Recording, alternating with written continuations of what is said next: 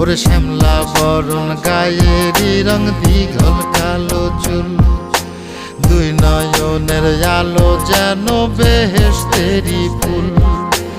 হীরা মন পাখি রে তুই, হীরা মন পাখি, হীরা মন পাখি রে তুই, হীরা মন পাখি। তোর আশায় আশায় আমি কণ্ঠ চাইয়া থাকি, তোর আশায় আশায় আমি কণ্ঠ চাইয়া থাকি।